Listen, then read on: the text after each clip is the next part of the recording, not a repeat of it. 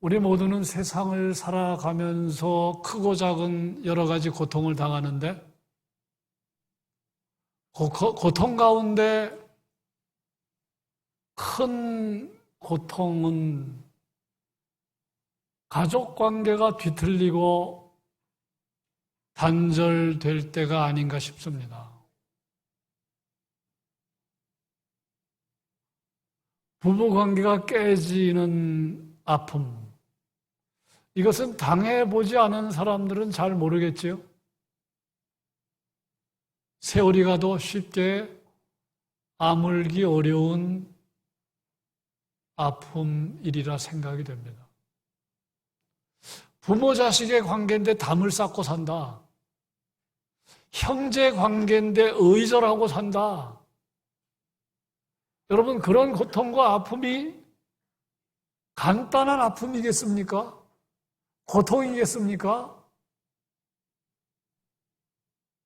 생각해보면 관계가 깨지고 단절되는 아픔은 우리가 생각한 것보다는 너무나 큰 아픔과 고통이 되는 것입니다.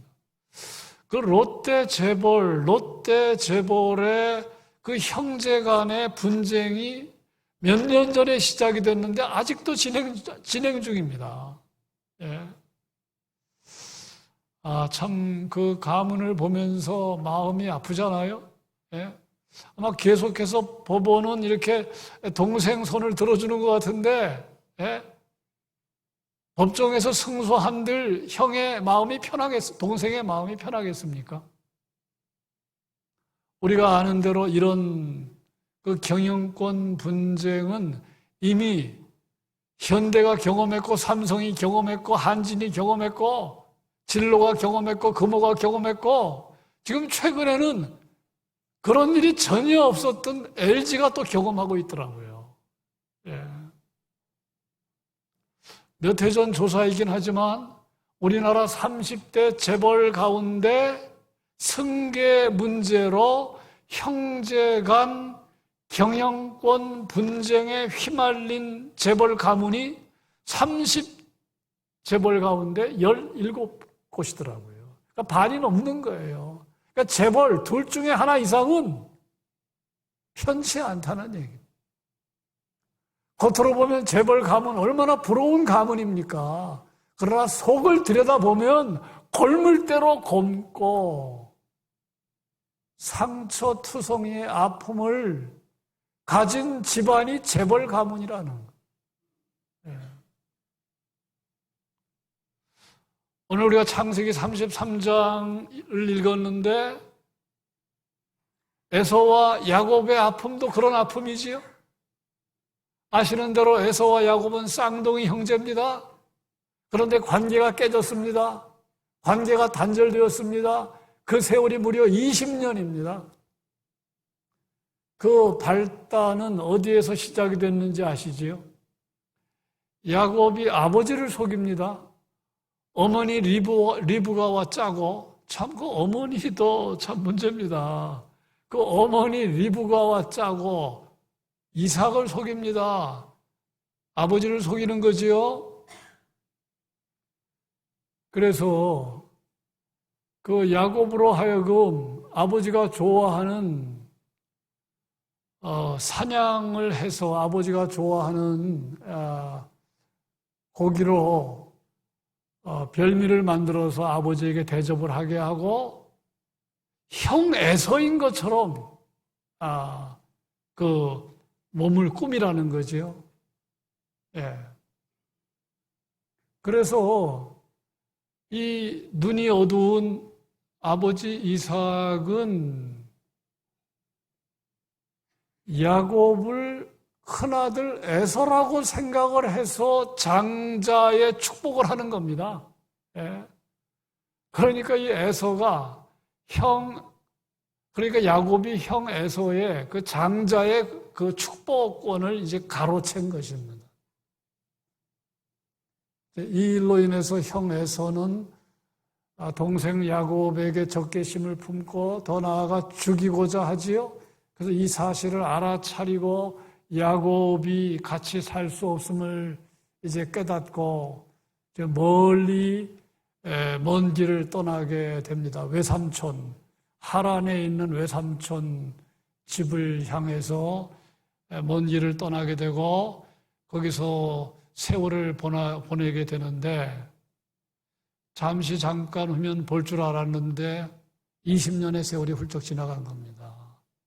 그동안에 변화가 있었어요. 떠날 때는 홀몸이었는데 가난했는데 배고팠는데 대가족을 이룬 것입니다. 재산도 상당히 모았어요. 아버지 생각이 난 겁니다. 고향 생각이 난 겁니다.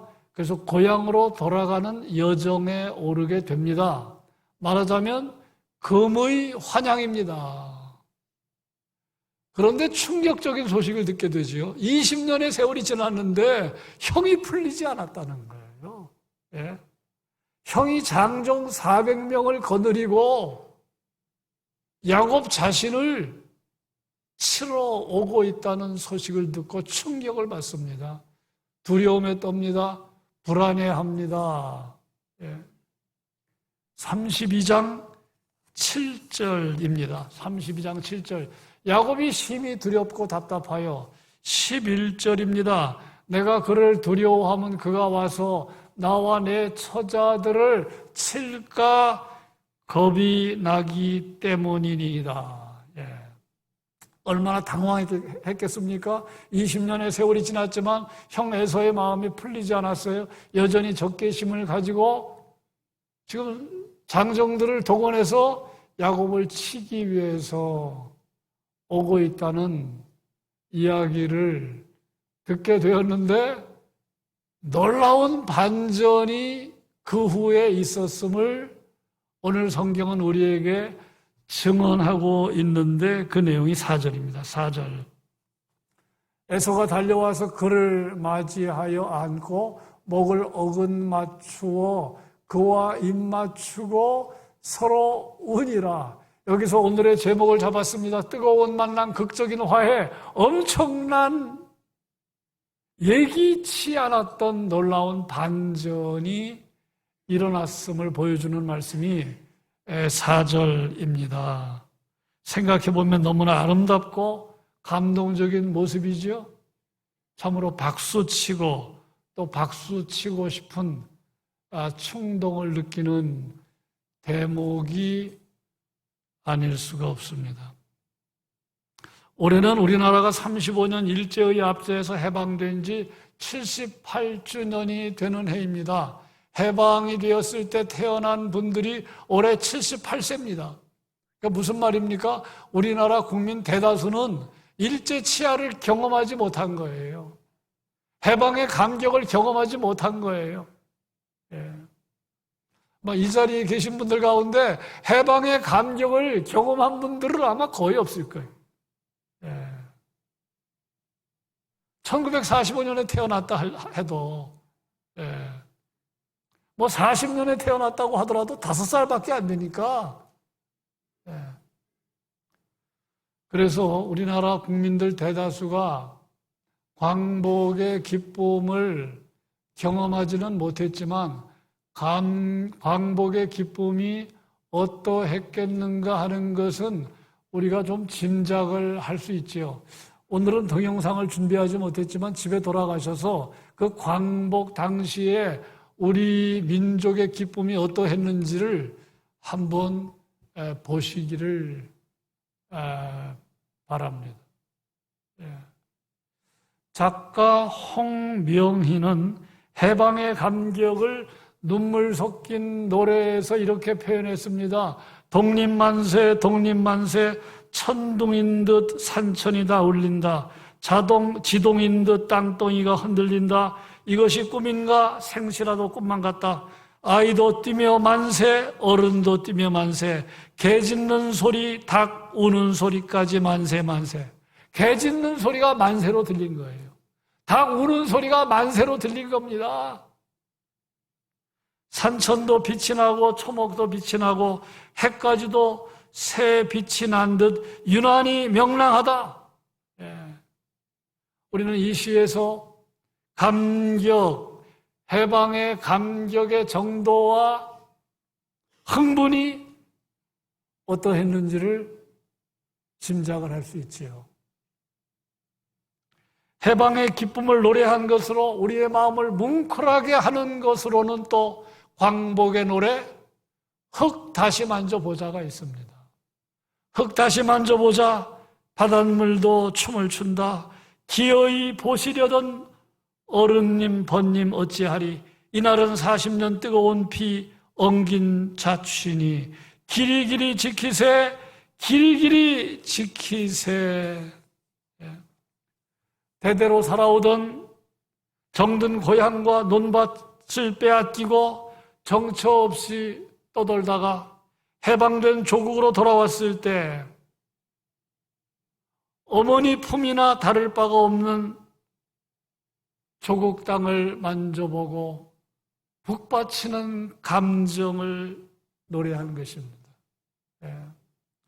그 흙을 보면서 조국의 광복된 조국의 흙을 보면서 어머니 품처럼 느낀 거예요. 흙을 보면서 북받치는 감정을 느낀 것입니다. 바닷물도 춤을 춘다고 노래한 것은 삼면이 바다인 우리나라가 국권을 상실하였을 때 바다는 절망의 파도로 뒤덮였는데 해방이 되자 그 바닷물이 춤을 추는 것으로 느껴진 거예요. 여러분, 해방의 감격이 어떠했는지 짐작이 되십니까? 흙을 보면서 감격을 하고 바닷물을 보면서 감격을 하고. 그러나 아시는 대로 광복의 기쁨은 잠시, 우리의 조국은 허리가 잘리는 아픈 역사를 경험하게 됩니다. 여러분, 올해가 해방 78주년이고 분단 78주년이라는 거 아십니까? 올해가 해방 78주년이고 분단 78주년이라는 말은 무슨 말이에요? 해방의 기쁨은 잠시였다는 거예요. 그래서 제가 오늘 설교를 준비하면서 우리의 자녀, 우리의 후손들이 너무너무 불쌍하다는 생각이 드는 거예요. 이 분단의 이 아픔, 이 분단의 이 통한, 이걸 자녀들에게 물려준다고 생각하니까. 여러분, 45년 8월 15일 해방이 되었는데 38선이 언제 그어졌는 줄 아십니까? 역시 45년입니다. 북한의 정부가 들어서고 남한의 정부가 들어선 건 48년이지요. 48년 8월 15일 남한의 정부가 들어서고 북한은 1945년 9월 9일 정부가 들어서서 완전히 분단 국가가 되었지만 이미 45년에 38선이 그어졌어요.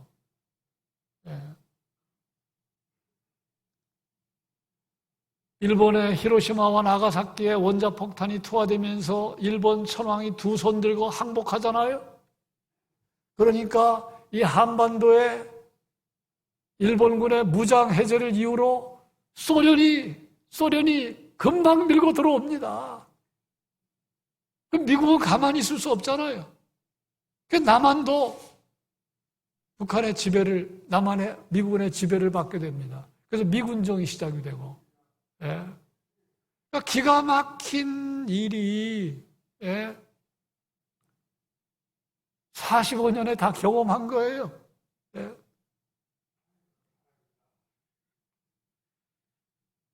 여러분, 우리가 분단이 주는 아픔과 고통이 얼마나 큰지를 생각하면서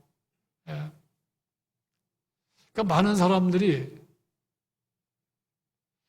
꼭 통일이 필요한가? 그냥 이대로 살면 되지 않는가라는 생각을 많이 하는데 제가 이 설교를 준비하면서 그 유튜브로 그 중학생을 대상으로 선생님이 강의하는 걸 들어봤는데 반드시 통일이 돼야 할 이유를 크리스찬이 아닌 선생님도 강의를 하더라고요. 여러분, 만일 통일을 원합니까? 안 원합니까? 설문조사를 하면 여러분 뭐라고 답변하겠습니까? 안타까운 건 예수 믿는 기독교인들 가운데도 분단 상태를 뭐 그대로 통일이 뭐가 필요하냐, 그냥 그대로 이 상태가 좋지라고 생각하는 사람도 있다면 그건 아주 잘못 생각한다. 여러분, 분단이 주는 아픔과 고통은 우리가 생각하는 것보다 훨씬 크고 아리다는 것 아셔야 돼요. 예. 분단 비용이 통일 비용보다 훨씬 많이 들어간다는 걸 아셔야 됩니다. 예. 국방비, 외교비 다 분단 비용이죠. 단순히 그 경제적인 것만이 아닙니다. 물질적인 것만이 아닙니다.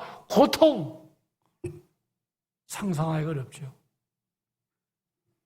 남북의 극한적인 대립으로 인한 전쟁 위험, 지척의 부모 형제를 두고 만나지 못하는 이산가족의 아픔,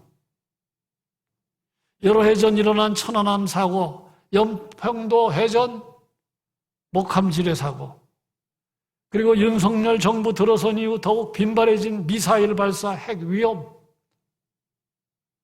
분단의 아픔이 아니고 무엇이겠습니까? 너무나 마음 아픈 것은 남북의 긴장은 어느 때보다 고조되고 있고 현재로서는 평화 통일의 꿈이 길이 전혀 보이지 않는다.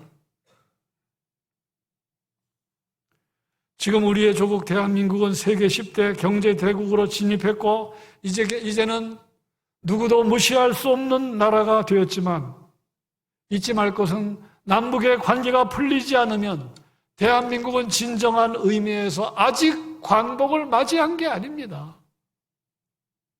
남북이 분단되었는데 뭐가 진정한 해방이겠습니까? 뭐가 진정한 선진이겠습니까?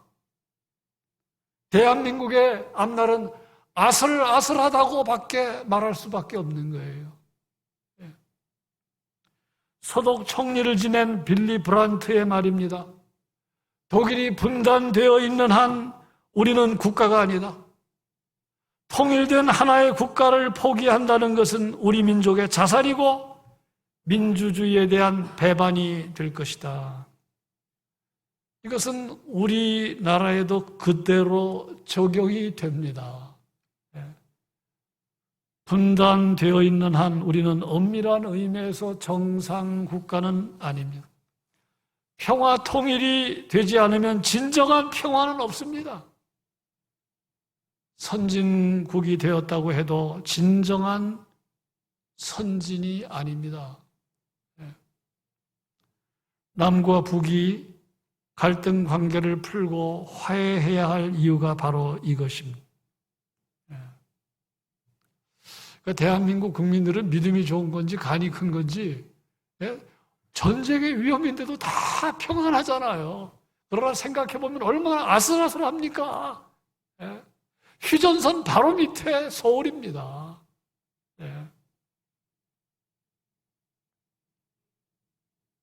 그래서 우리는 다시 한번 우리 조국의 현실을 생각하면서 하나님 말씀을 묵상하게 되는 것입니다. 이 문제를 어떻게 풀 수 있을까요? 오늘 말씀 4절을 다시 봅니다. 에서가 달려와서 그를 맞아서 안고 목을 어긋 맡기고 그와 입 맞추고 피차우니라. 그러니까 상상하지 못한 일이 현실로 벌어진 것입니다. 봄에 눈이 녹듯 에서와 야곱의 갈등이 풀어지고 상상하지 못한 일이 현실이 된 거지요. 정말로 감격스러운 일, 현실에서 일어난 것입니다. 그런데 이것이 어떻게 해서 이루어졌느냐가 오늘 설교의 핵심인데요. 그러니까 야곱조차도 예상하지 못한 일이 벌어진 겁니다. 야곱은 형이 장정 400명을 거느리고 온다는 소식을 듣고 자기를 치러 온다는 소식을 들었는데 엄청난 반전이 일어났잖아요. 어떻게 이것이 가능했을까요?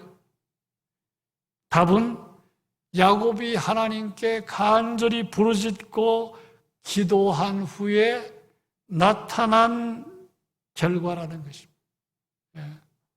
창세기 32장 오늘 본문 바로 앞에 보면 그 내용이 나오는데 야곱은 처음에 형이 장정 400명을 데리고 자기를 치러 온다는 소식을 들었을 때에 이 양떼, 소떼, 염소떼 이런 것들로 형의 마음을 사려고 노력했습니다. 그래서 그 양떼를 앞에 배치시켰어요. 그리고 자기의 대가족도 앞에 배치시키고 자신은 맨 그 꽁무니에 배치한 거죠. 자기는 맨 후미에 선 겁니다. 그러니까 인간적인 생각, 인간적인 판단만 발동한 것입니다. 문제를 어떻게 풀려고 했느냐? 소떼, 양떼, 염소떼, 낙타떼 이런 걸로 풀려고 했고 그 다음에 자기의 가족들은 앞에, 종들은 앞에, 그리고 사랑하는 라헬 가족은 뒤에, 그리고 그 앞에는 레아, 그 맨 앞에는 여종들, 그리고 자식들을 배치시켰어요. 인간적인 생각만 했는데 순간적으로 깨달음이 온 겁니다. 그래서 하나님 앞에 결사적으로 기도한 내용이 창세기 32장인데 놀라운 거는 야곱이 하나님의 천사와 씨름했다는 이야기가 바로 그 이야기거든요. 그런데 그 이후에 놀라운 반전이 나타난 것입니다. 그래서 극적인 만남이 이루어지고 극적인 화해가 이루어졌음을 성경은 우리에게 말씀해 주고 있습니다. 여기서 우리는 기도의 중요성을 생각하게 되는 것입니다. 기도했을 때 야곱이 하나님께 부르짖었을 때 생각하지 못한 현실이 벌어졌음을 성경은 우리에게 강력하게 증언하고 있음을 우리가 기억할 필요가 있습니다. 그런데 여기서 주목할 건 뭐냐 하면 야곱이 하나님께 기도했을 때 에서가 변화되기 전에 야곱이 먼저 변화되었다는 거예요. 그런 다음에 놀라운 극적인 변화가 나타났음을 오늘 본문은 우리에게 말씀해 주고 있습니다. 우리 사랑하는 성도 여러분, 여러 번 말씀을 드리지만 기도할 때 제일 우리가 경험하는 복이 뭐냐 하면 내가 변화된다는 거예요. 나를 성찰하게 된다는 거예요. 나를 반성하게 된다는 겁니다. 내가 성숙한 단계로 넘어가게 된다는 거예요. 우리가 이 점을 기억할 필요가 있습니다. 여러분, 내가 변화되는 게 뭐가 중요합니까? 내가 변화되면 모든 인간 관계의 문제가 풀리기 때문에 내가 변화되는 게 얼마나 중요합니다. 중요한지 모릅니다. 이제 묻습니다. 남과 북이 화해와 협력 그리고 평화 통일로 나가려면 남한이 먼저 변화되어야 됩니까? 북한이 먼저 변화되어야 됩니까?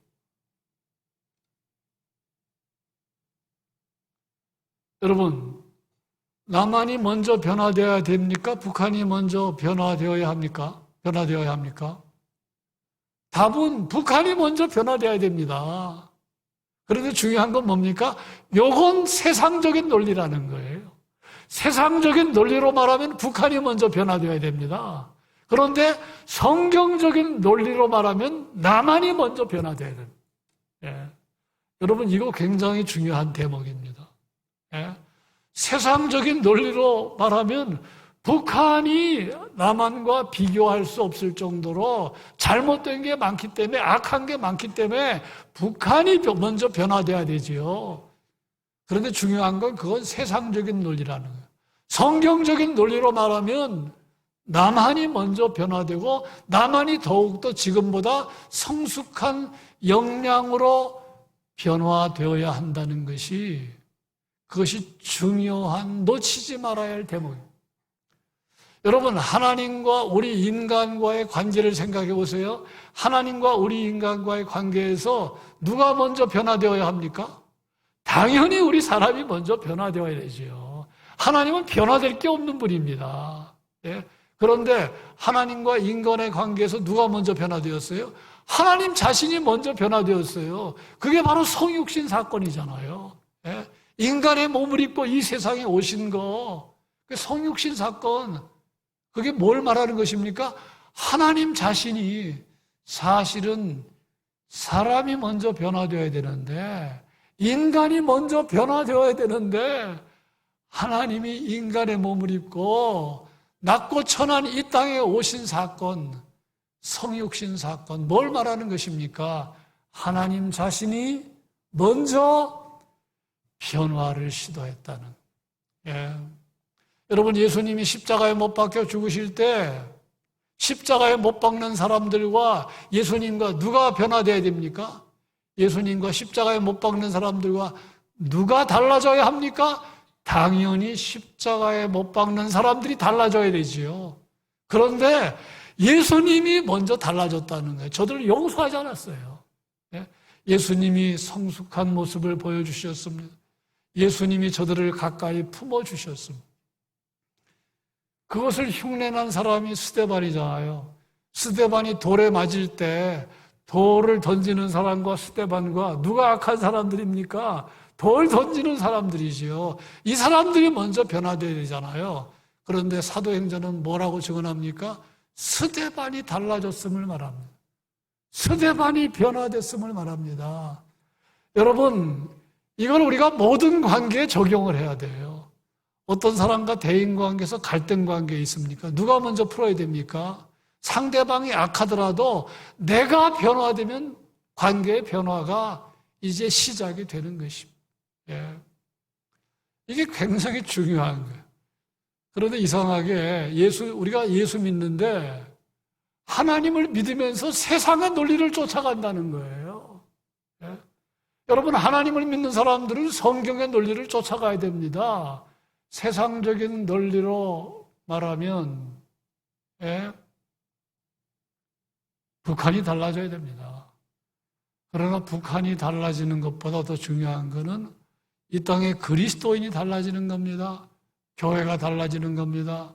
우리 정부가 강한 국방력은 갖되 더 성숙한 모습으로 변화되는 것입니다. 그런 액션을 보여준 인물이 독일 통일의 털을 닦은 서독 총리 빌리 브란트입니다. 1970년 12월 7일 당시 서독 총리 빌리 브란트가 폴란드를 방문했는데요. 폴란드의 수도 바르샤바의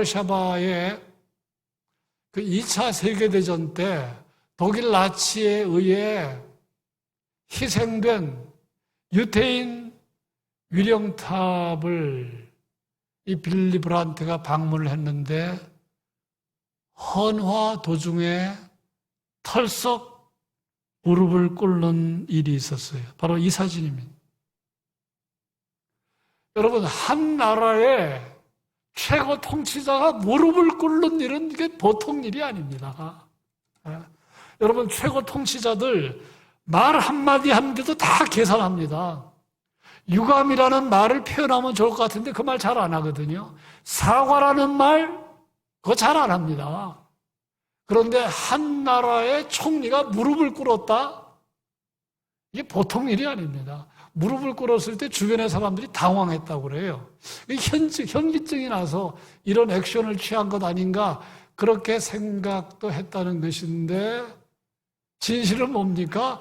진심 어린 사죄의 행위였다는 것이죠. 여러분, 그때 방문했을 때가 12월 추운 겨울날인데 위령탑 콘크리트 바닥은 차가웠어요. 그런데 빌리 브란트의 참회는 뜨거웠습니다. 이 빌리 브란트의 이런 행동은 즉각 폴란드의 서독에 알려졌고, 독일은 전범 국가이기 때문에 그 당시 세계 시민들은 독일을 곱지 않게 보고 있었는데 독일에 대한 선입견, 전범 국가 독일에 대한 선입견을 완전히 바꾸어 놓는 사건이 되고 말았습니다. 이 서독 총리의 진심 어린 사죄는 서방 국가뿐 아니라 공산 진영 국가들의 마음도 흔들어 놓았습니다. 언론인 인터뷰에서 빌리 브란트는 이런 말을 했습니다. 자신의 행동에 대해 인간이 말로써 표현할 수 없을 때 할 수 있는 행동을 했을 뿐입니다. 빌리 브란트가 이런 말을 했을 때 세계 언론은 뭐라고 평가했느냐 하면 무릎을 꿇은 것은 한 사람이었지만 일어선 것은 독일 전체였다 라고 평가했습니다. 이 빌리 브란트는 취임하자마자 유럽의 평화와 통합을 생각하면서 동방 정책을 시동했는데요. 시동 걸었는데 이 행동이 상징적인 출발이 되었고 독일 통일은 이 연장선상에서 이룬 결과물입니다. 우리 사랑하는 성도 여러분, 조국의 평화 통일을 참으로 열망하십니까? 정말로 열망하셔야 됩니다. 열망하지 않으면 여기 있는 상당부, 상당수 많은 분들은 살 만큼 사셨잖아요.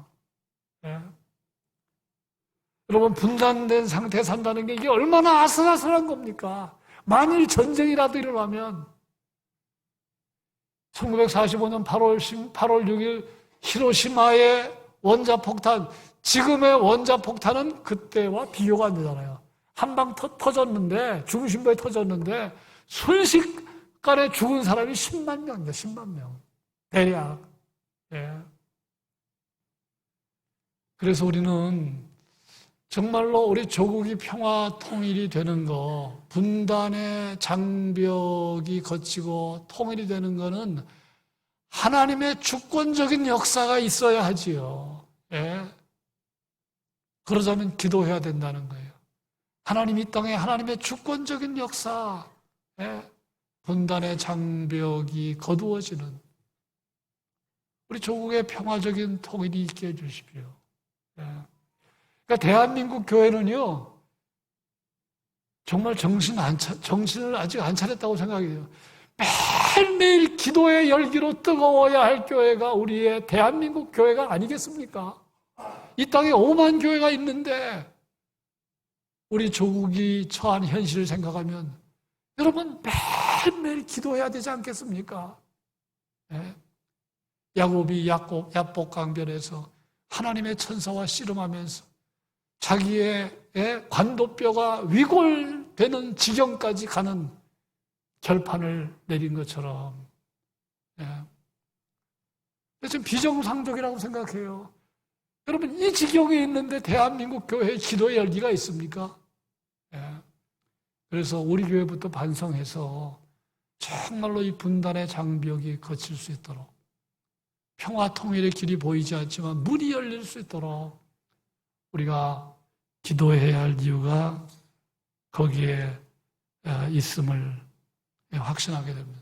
다음으로 교회는 세상의 논리를 쫓아가지 말고 평화와 화해의 대사가 되는 것입니다. 이 편에 서는 것입니다.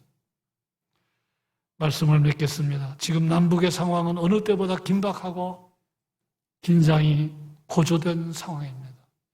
정말 아슬아슬합니다. 언제나 그리스도인들이 먼저 서야 할 자리는 기도의 자리라는 것, 화해의 자리라는 것 기억하셔서 우리의 조국 대한민국이 맞닥뜨린 이 숙제를 푸는 일에 우리 교회가 역할과 책임을 다하는 교회가 되기를 주님의 이름으로 축원합니다.